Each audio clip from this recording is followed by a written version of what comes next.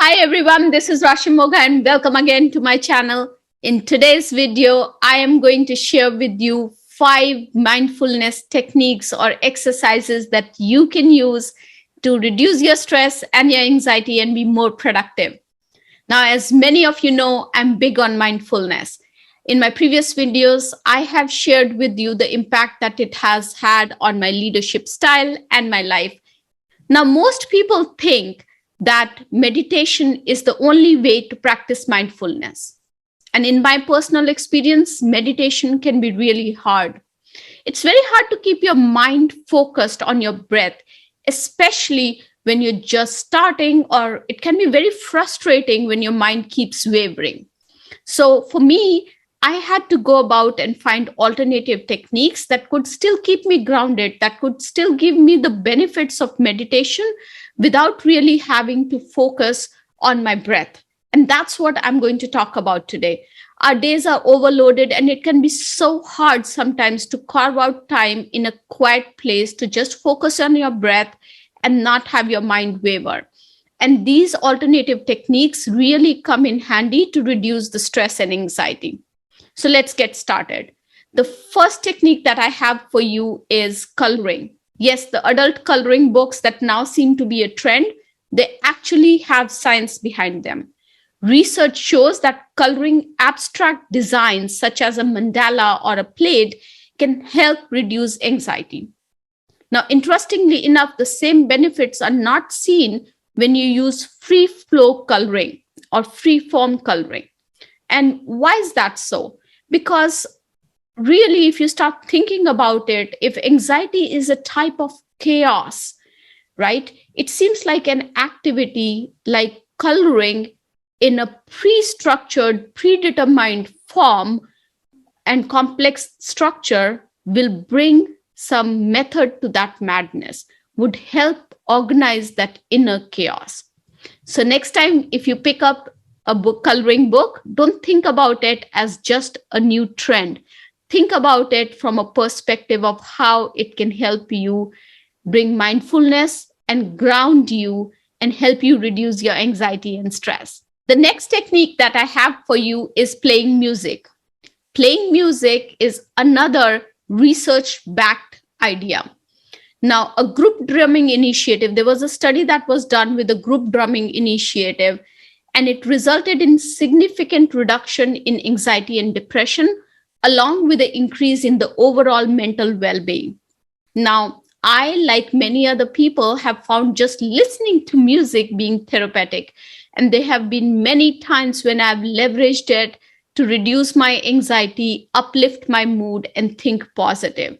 So next time when you think about music therapy, know that it's real. It helps you reduce your anxiety, and it just brings in that feeling of positivity. Now, it's also important what kind of music do you choose. I typically tend to choose peppy music when I need to uplift my spirits, but there are times when I would listen to more mellow music to reduce my anxiety. So as you start thinking about which music are you going to use to reduce your anxiety, my suggestion is to pick up something that will mellow you down a little bit. And if you're feeling low, pick up peppy music so that it can make you feel more positive and going. Now, the third technique that I'm going to talk to you about is cooking. Now, before I talk about this, I want to mention that not all meditation techniques work for everyone. So while cooking can be stressful for many, I actually find it healing and calming. I get in my own zone when I cook. Not baking, because baking stresses me out. Having to measure something and follow a recipe really stresses me out. I'm more of a free flow person. So cooking gets me in that zone. It grounds me. I have new creative ideas bubbling in my head as I start cooking. And there's an unsaid rule in my house that when I cook, nobody else talks to me, nobody else speaks with me. And that's because I'm in that zone. I am unwinding, I'm relaxing, I'm giving a break to my brain, but also my creative brain is kicking in and I'm thinking about all great ideas in my head. So I get in my real zone at that time when I'm cooking, and I really use it to reduce my stress and anxiety. And I also use it to think about new ideas.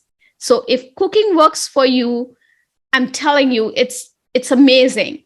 If it doesn't work for you, skip this technique and move on to the next one. The next technique that I have for you is walking. Take a break, go for a walk. We've all heard this from our moms. Well, there's a reason behind that. Benefits of mindful walking include stress reduction and improved cognition, in addition to many, many health benefits that the physical activity provides. One great technique that I have learned from one of my coaches is to um, practice letting go during walking. What does that mean? So as you're walking, think about, what are you going to let go of today? It can be a grudge that you have been holding for a long, long time with a loved one, or it could have been an imposter syndrome that you're dealing with. It can be anything. But as you're walking, think about what you can let go of. It's a very powerful technique that I have noticed, and it really helps me stay grounded, reduces my anxiety, and just changes my perspective towards life.